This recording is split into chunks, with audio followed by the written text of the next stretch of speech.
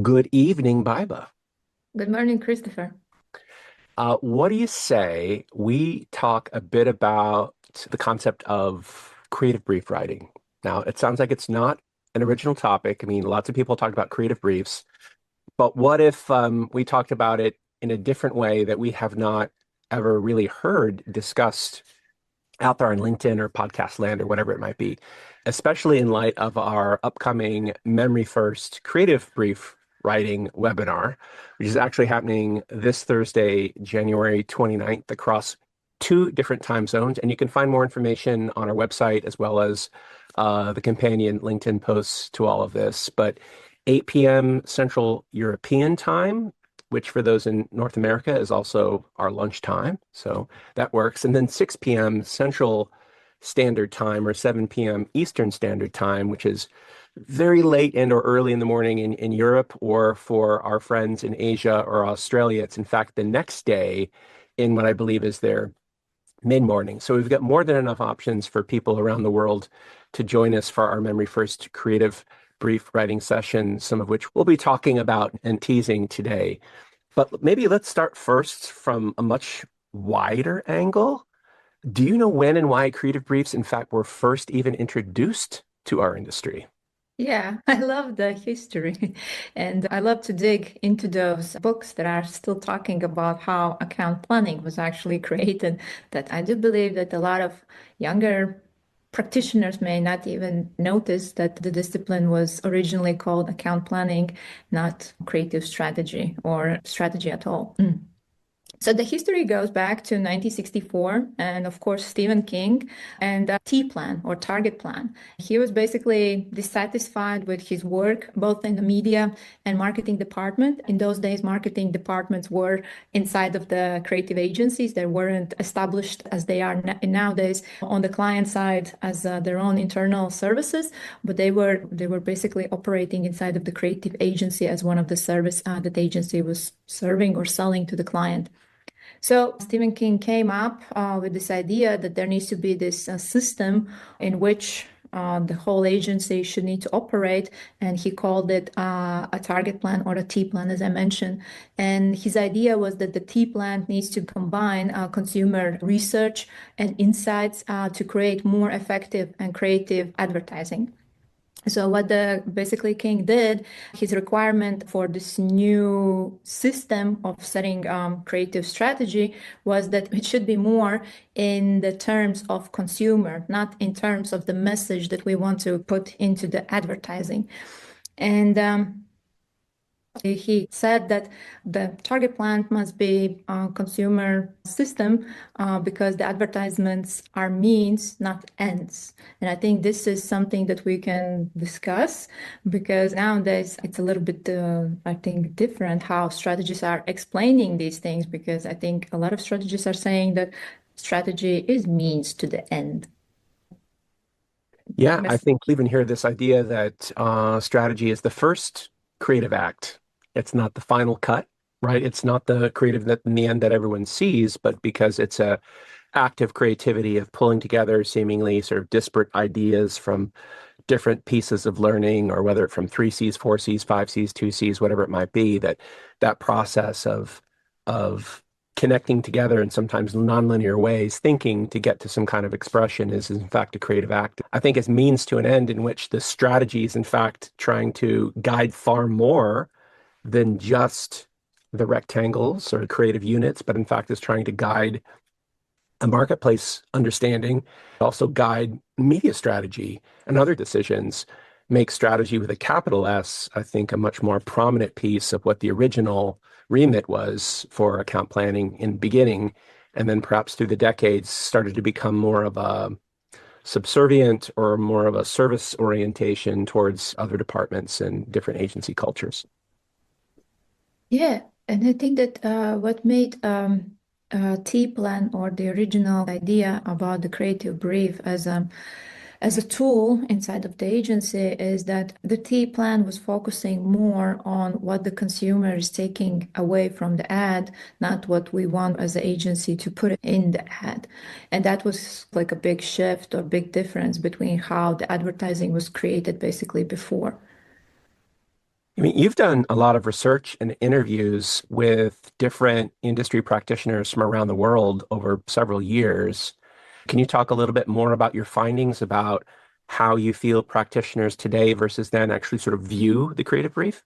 Through the time, I have collected a bunch of creative brief forms, something around 50 or more. They are publicly available in my Notion link called Creative Brief Bank, available to everyone. And I took those forms, all of them, and I analyzed the key elements to create its structure.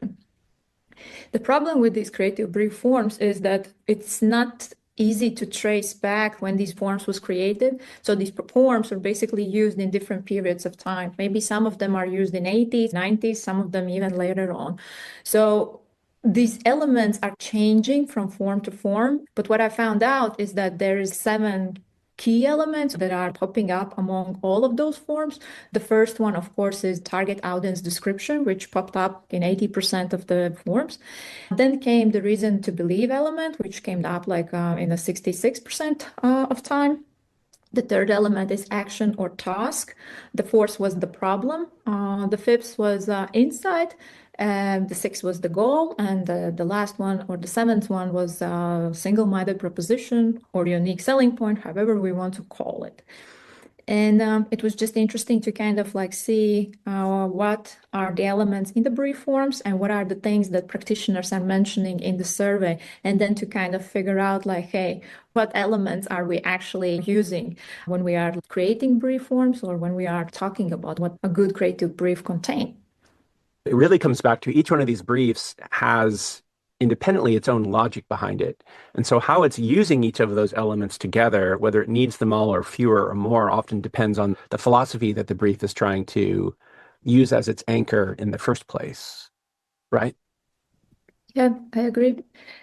Yeah, when I was like doing that research, I was more curious about the elements in the springboard because for me it felt like, okay, creative briefs, that's something that people have talked about. They have wrote books about it. So it's something that we all know more at the heart. But what is springboard? What a good springboard should need to contain? Because it felt like it's such a niche thing. Are you using Christopher springboard or springboards inside of your agency? Yeah, so first off, this is not to be confused with the great AI platform called Springboards, right? But in some ways, sort of inspired by, jumping off points. Where this sounds most familiar to how, at least the group that I've been working with for a number of years, and then some of my colleagues, is this sounds like a creative briefing document that often then supplants or takes the place of a formal creative brief. So inside of the creative briefing document, there is a brief-like object, but more importantly, there is a world built around it that is bringing in the culture and the category. Here's some competitive references. Here's some places or spaces we should or shouldn't go. Here's maybe some fresh territory. So it starts to open up some new ways in and it starts to become more inspirational, but it is rarely ever provided to a creative without conversation. Usually it's the backdrop for a presentation, and then it's the thing that's left behind, more so than just a one-page document. It's this world that was built strategically, and somewhere in there is an important slide that gets down to what the brief is, but it really brings to life the story around the larger strategy and uses a lot of visual and mixed media components as a way to kind of immerse the teams into the document. And I think it's also a product of the fact that we now have this kind of technology readily available to all of our strategy teams that we can actually build these interactive presentations. If we go back to the 60s and early 70s, they had typewriters, and they had single forms and, they could put on interesting presentations and things, but the ability to create a full multimedia document was obviously limited. So in some ways, the springboard then becomes an opportunity to really try and engage the team in a creative realm from the get-go by presenting the strategy with some liveliness and some hunches and some samples. And it feels like you're stepping into more of a storybook as opposed to just a one-page creative brief. I have faced a situation when in the agency there isn't some sort of like clear guidelines, like how a springboard should need to be created. And then I have seen that people are putting together something around, I don't know, 50 to 100 slides with stuff that doesn't give any direction. And I think that what is important about the springboards is that it still needs to direct. Yes, it needs to inspire, but it also needs to have this balance that it directs the creatives. And I have had these conversations also with creatives, like, is it really helping you? And sometimes these lengthy documents can confuse them and really give this feeling that they are not directed, but that they are like actually feeling lost in the woods. Yeah, I've worked with creative people who literally don't even want to show up to the briefing ever. They've got it figured out. They don't need your help. Or those that show up and look the other way or sit there with their arms crossed, or in modern times, maybe camera off. And then you've got others that want more and more and more information and have the conversation after, and they were interested in learning about your thinking before the briefing even happened and are like super engaged. And so, like, depending on the actual creative practitioner, they could have this voracious appetite for even more information than you've actually pulled together. Some that even want to help you do it and become part of the process, and others that like don't even want to admit that you work at the same company. So it's like like that wild random range of what people are expecting from the engagement can be all over the place. Yeah, yeah, I think that one of the biggest problems that, but that's what I have faced in my practice is that people who are working in strategy departments, they are not trained or educated about how to actually use the springboard, or how the teams want to perceive the springboard, or I don't know, create a brief as a briefing document, and then there's just huge mess and people just try to do whatever they can, but there's no clarity and no structure inside of the process. Yeah, and then the difference between these two briefing documents, if they do exist, it's the more strategy documents that you have circling around a brand, the more likely you could lead to lack of direction or confusion. Because then the question is like, well, which one should I be paying attention to? So on one hand, the springboard sounds like it could just be a much messier version of a creative brief, particularly if it's given without a briefing or a conversation, because then it seems like every slide is important, right? As opposed to the creative brief, which could, if done well, be just one page, creative and brief, and not go on and on. I would like to think in an ideal world, the teams know each other so well that they know what is needed for that moment. And so if you know that your team happens to be really strategically inclined, and you know that your strategists also happen to be sort of creatively interested, a chance to blur the lines and have things be a bit more messy could be the agreement among the team. I've heard Greg Hahn at Mischief talk about this idea that essentially they've got a two-part strategy process. It's what to say and how to say it. And the what to say is commonly the deliverable of the strategy team, and the how to say it is commonly the deliverable of the creative team.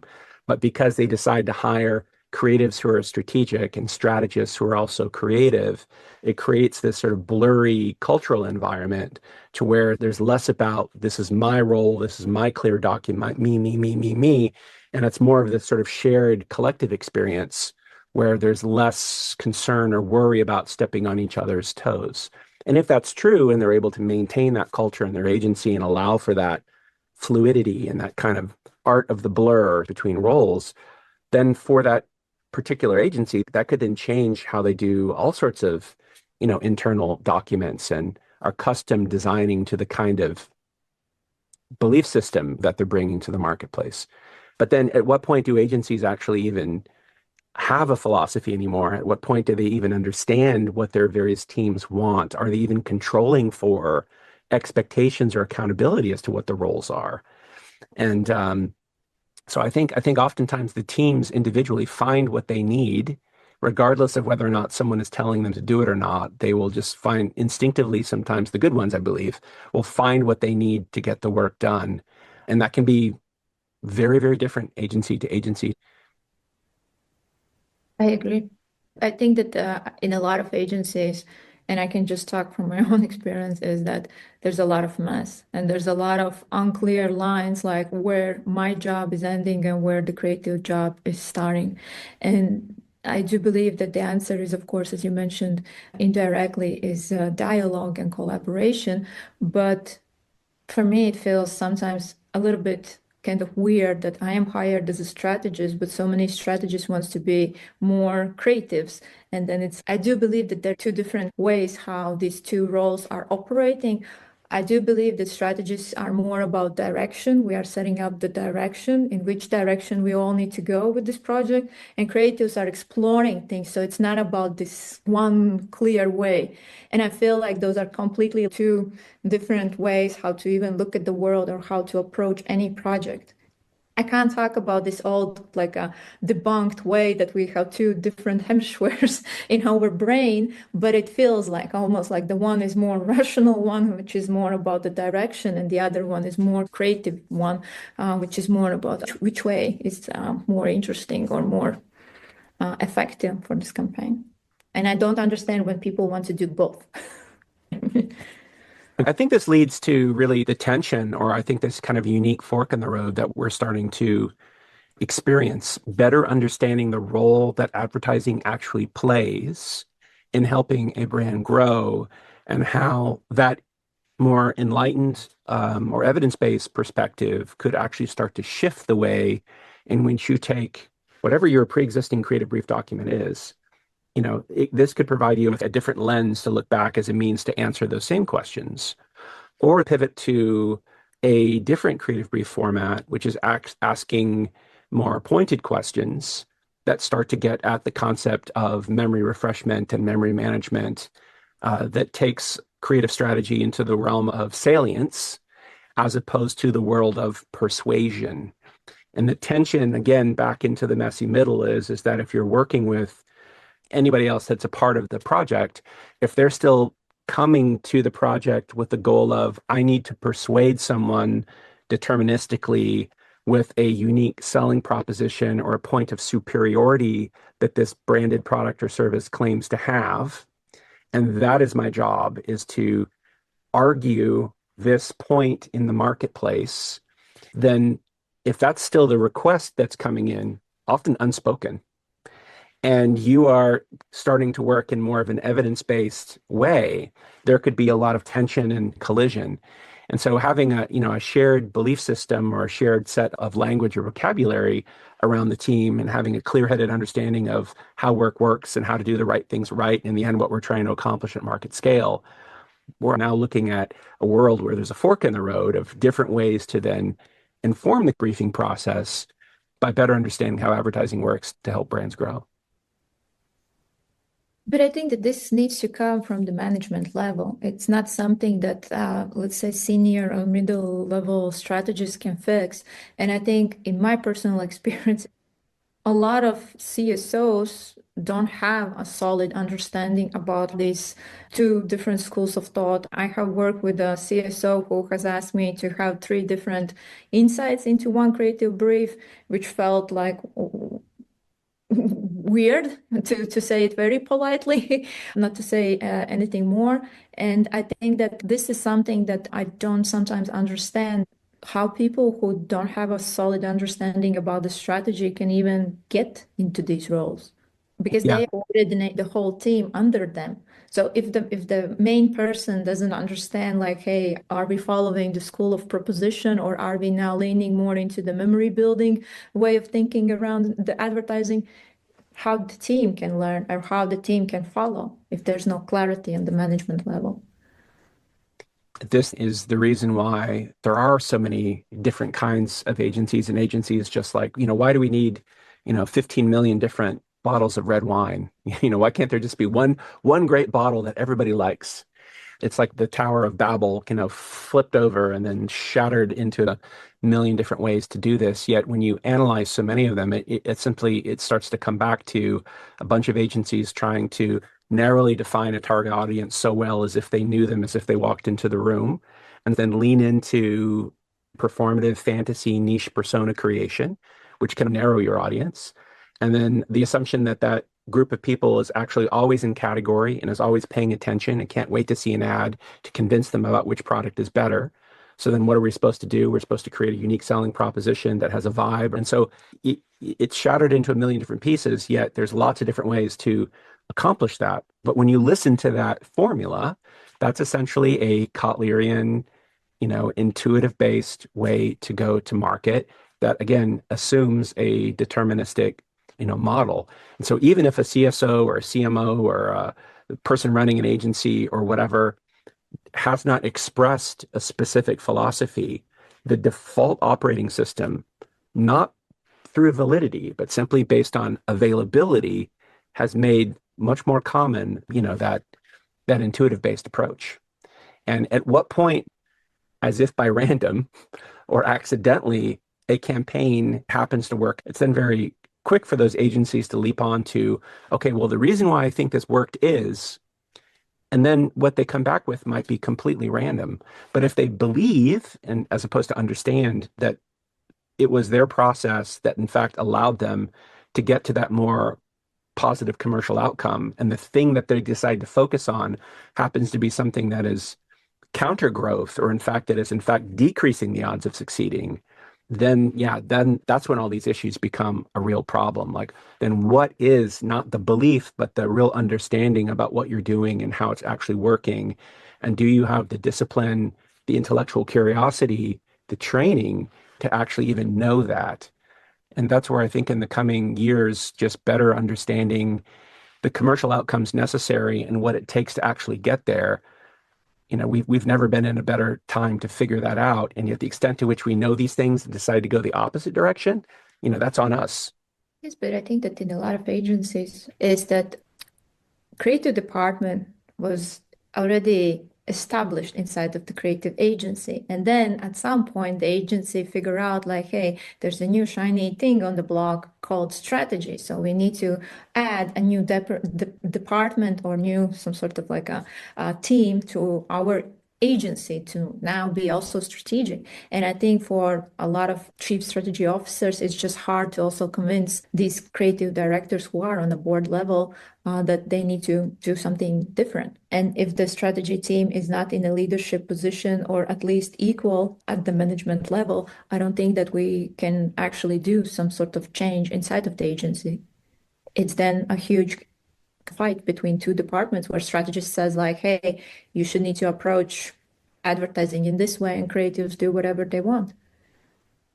Yeah. And this is the position of the planning or strategy department feeling like they're the squire to the knight. And their goal is to simply just inspire the creative teams, takes us quite a distance away from the original idea of account planning that goes back to the top of our conversation, which is about providing direction and guidance for the strategy in the market at large. But yeah, it seems like we've gotten quite a bit away from the original intention about how account planning was trying to aid in the process. But this goes back to the point that it's our job as a strategist to inspire creatives or to give the direction. And I think originally account planning was created to still give the direction, like what is the role of advertising? It's about the direction. And now it's more about inspiration. At least if we go back to 98% Pure Potatoes book, which is about the history of account planning by John Griffiths and Tracy Fallows, they clearly stated that in nowadays for strategy to even exist is basically to inspire the creatives. That the original, some sort of like a role has been washed away. I mean, our hope is always to try and relieve confusion and try to bring in a shared sense of, okay, now what do we do next so that we make certain that the minutes and hours that we spend in this industry are time that we don't regret having spent, because it's time that we won't get back. And so, given we now have a much more enlightened and informed understanding about how brands grow and how advertising can work to refresh that, we have an opportunity moving ahead to then start to make certain that the types of creative brief documents that we're putting together, or the way that we're answering the existing creative briefs that we have, are doing more to provide actual direction. And then allowing room for creatives to always do their thing, but make certain that we, at least have a good common core understanding of what is necessary to actually be effective in the marketplace. And that's what our webinar is very much going to focus on, is about those core things that one needs to know learn or unlearn in order to have a better perspective on what is necessary to actually provide that guidance given all the learning that we have today, which could give us a different way to think about, what is the value of the proposition? How specific do we really need to get with the target persona?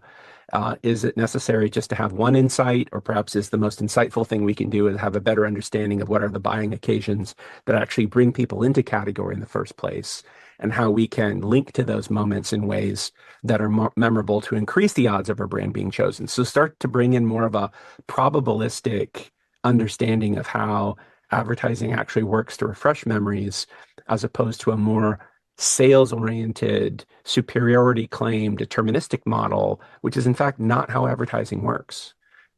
I do believe that we need to invite both sides. This is about the dialogue, that this is not a conversation only for strategists to understand how can I write a better brief, and that my brief would be actually accepted by the creatives or springboard, whatever is the format.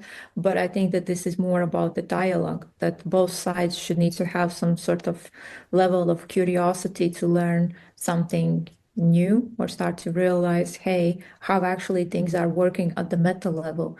Because in nowadays, especially when we have so much noise and so many people are telling you how the advertising works, what you need to have is actual real understanding on the meta level about these things for yourself and for your own team, because this is about your own reputation. That's right. And so if you join us in our webinar, you're going to hear us talk very explicitly about the core components of what we learned make up most creative briefs that have come through quite a bit of the research that Baiba has done over the years, and talk about the importance of those components in today's understanding of what we know about what works and what is less likely to work. And then how do we negotiate the messy middle in between? Where you'll find that we'll end up is that you could take any existing creative brief that you currently have, and one path is simply to then find a different way to answer those questions with a more memory first lens, where the headings and the questions can stay put, but really what changes is the intention behind the answers. Target audience becomes, well, just who needs to remember us later and when, and not just who are we trying to win over today, thinking that if we just isolate the better audience, that somehow that is going to be what propels our ad to success.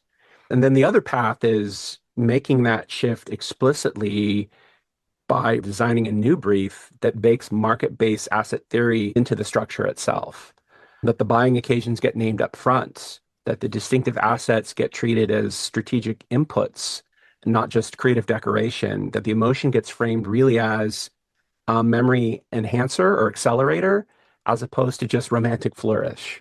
And that route could also be clear and teachable, but also will come with its own growing pains. And so there's really a fork in the road and two paths that could be taken. We'll be discussing the reason for this that forks off, and you can then decide, with your creative team members or the other people on client side, whomever, that are making these decisions as to different ways to open up and explore new ways to brief, et cetera, based on this thinking. Either way, we think it's going to be super engaging. And again, it's not something that we have ever heard others talk about. But in both cases, I mean, the point we're trying to make is it's about deliberately choosing salience, right? It's about memory making, as opposed to explicit persuasive messaging, which is never the way in which advertising worked well in the first place. But when strategist is actually kind of like not on the CSO level, they will not shake this tree. They will just follow like what other people are doing inside of the agency. They will not question things. And also about the change, like how the person who is just, I don't know, a middle level or senior level strategist who is joining the webinar, oh, they are inspired. They feel like, yes, there's a difference I can, make inside of my team. But then they have like a CSO who is not interested or very kind of like far away from the actual team who is operating, which is the reality. This is like every other conversation that I have, these mentoring conversations with mentees, just every other conversation, like how to actually make my creatives to follow my brief or my strategy. All right, so let's dig into that. Let's touch the third rail, if we will. So, how often, if you're listening to this, how often you felt pressured by a creative team to simply just, can you just tell me this thing?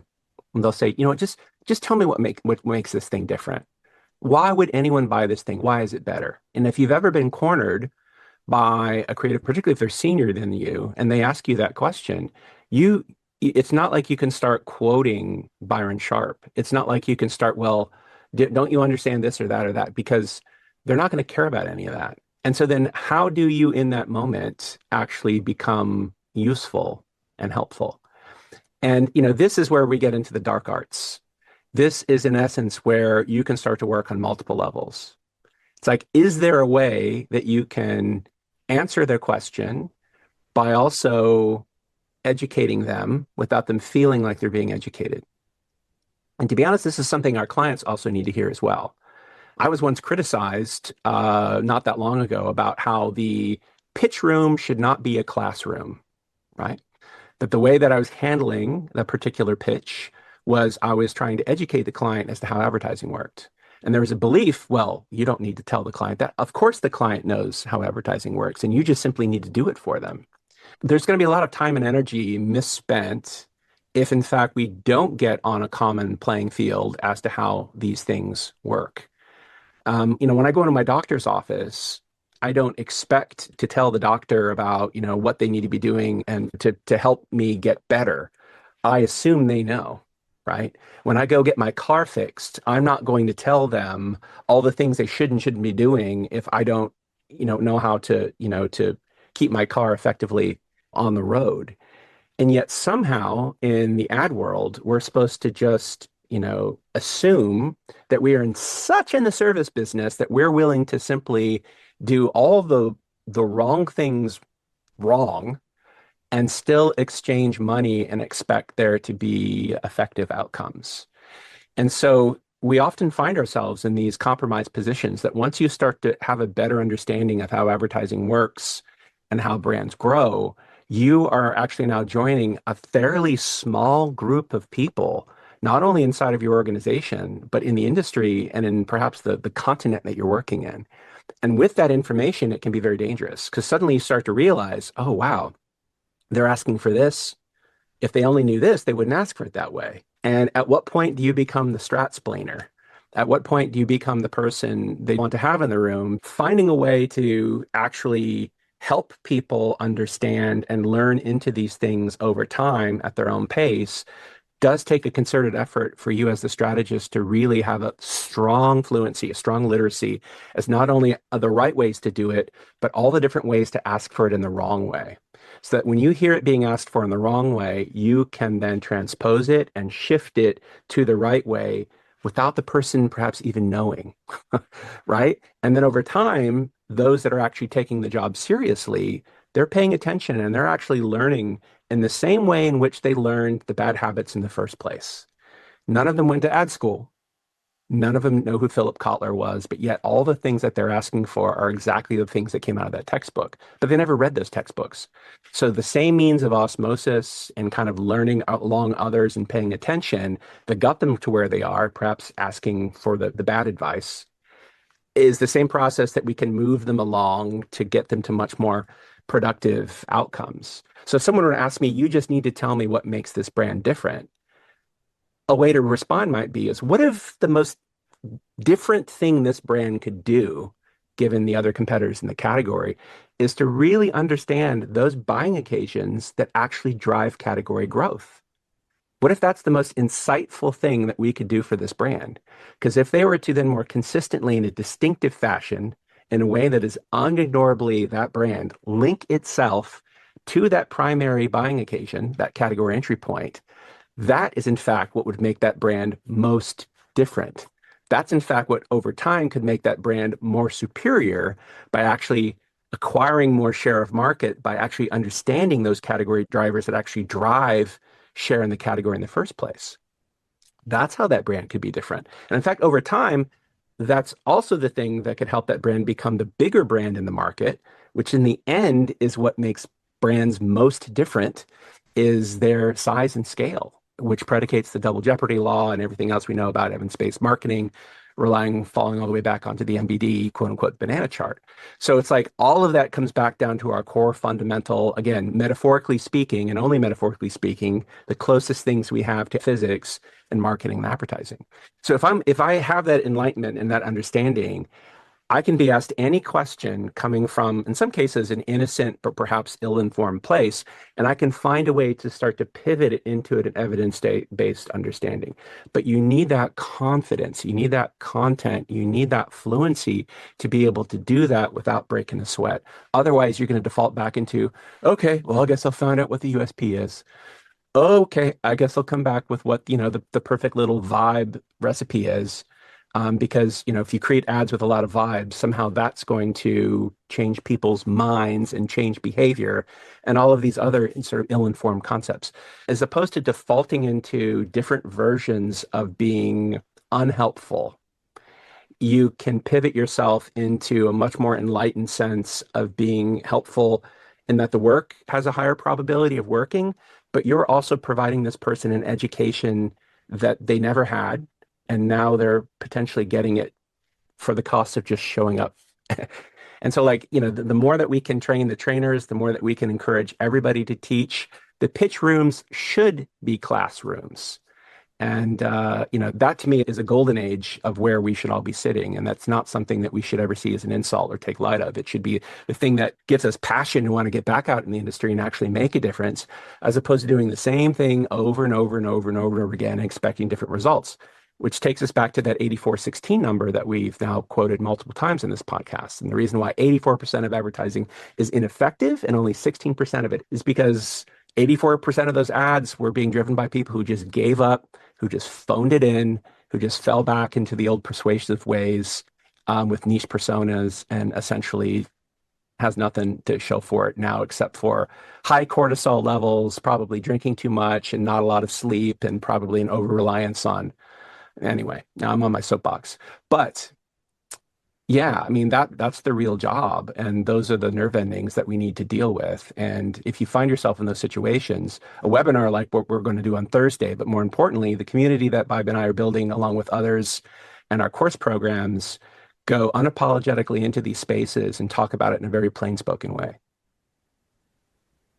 I have a counter argument to what you said. It's Yes. not it's not 100% right what you said about that. Yeah, marketers or our clients probably doesn't know what Philip Kotler is and stuff like that. The problem is that most of the masters in business administration actually are having a class in marketing, and there the problem is starting because those CEOs and other C-level managers are actually trained to think in the Kotlerian way. They are not maybe particularly, it's not maybe mentioned that, oh, this is Kotlerian way, how to look at the marketing, but the steps which are kind of established in the program, they are following the same structure. And all these prominent publishers like Oxford, Harvard, and all the other universities, they are also publishing books that are still talking about these age-old concepts, and they are still cultivating these myths in our industry. I totally agree with that. And even if you look at the numbers that I think it was Grace Kite shared, and Ritson has repeated this too, it's like less than 25% on average in any given country is any marketer trained. In other words, 75 to 80% of marketers are completely untrained, took no marketing classes ever. And thus, even if you focus on the 25%, everything that they were taught was simply based on a persuasion-based intuitive marketing model, assuming that has been the only way, right? Which brings us back to like the 2 millennia of bloodletting and leeches and things like that. That's all the textbooks, all the experts, that's all they ever talked about. There were no two competing thoughts. There were no two ideas to universally keep in one's mind. There was, well, how sharp should the knife be to make the cut to let the blood out, and the different shapes of the knives and the different, devices and mechanics. You use a leech or a different kind of leech. There's all the nuance on how to let blood out where there was, disagreement. But yes, we are in that same transitional era, where for the first time we actually have a contrarian point of view to replace classic traditional marketing. And it is just not as available as intuitive marketing. So you've got a battle of availability versus validity. And that marketing theory that is most available is now being proven to be less valid. And that which, as the evidence and the receipts to suggest that it is more valid, is less available. So we've got that same sort of competing time period, which we have now joined as brandLingual as a means to try and help increase availability around a more valid, approach. But that knowledge gap, yeah, whether it's from the client level that then trickles down into the agency practitioner, then trickles down into the typical requests that they get and what success is supposed to be like. Yeah, you're exactly right. It's sort of a top-down osmosis, approach. And more education, the better. Yeah, but I do believe that people from the bottom can't push this. I don't think that if, let's say, middle level or senior level strategists are trying to push this from the bottom, that there needs to be a change. There needs to be some sort of change from the both sides. But what we see in our current situation across the world is that critical thinking is decreasing around the people and more populism is thriving. We And sat in that a presentation together the other day with Florian Schleicher, presenting his trends. And one of the outcomes was, in fact, this idea that you've got more people, again, based on his findings, relying on astrology and horoscopes and seeking comfort in fringe belief systems and things as a means to seek certainty or comfort. I would suggest they're probably seeking more comfort in the ways that are comforting to them. One person's comfort is another person's discomfort and vice versa, right? So like that's not a world that I would find to be more comforting. But you're correct. There perhaps are pockets of illiteracy and lots of different other thoughts and beliefs that are stepping in along the way to make this even more confusing and conflating. And LinkedIn's contribution to that, again, you like to refer to it as mumbo jumbo, where you see people grasping for different concepts to pull together to make sense. It's not that it's you can't think about these things and find ways to innovate, but that should be only after you learn the fundamentals. Even even the best punk rock musicians know what they're deconstructing. They actually know what they're rebelling against because they have a thorough understanding of what the establishment thinking is and then how to break it apart and deconstruct it. We should always be making room for this sort of punk planning and innovation and coming up with new ways, but building off the fundamentals of what works as opposed to being willfully ignorant to them and just coming up with stuff that you think is cool that sounds good. And I think our industry has existed for a very long time, the ad industry, on just stuff that sounds cool, that sounds good. And at what point that's malpractice? I believe it is. I don't want anything to do with that anymore.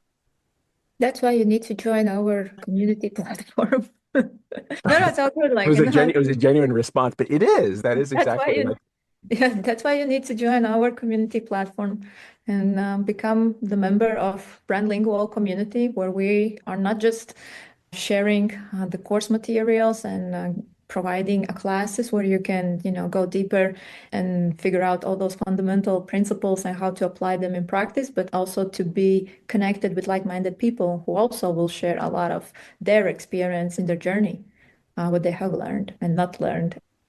So brandlingual.co. Something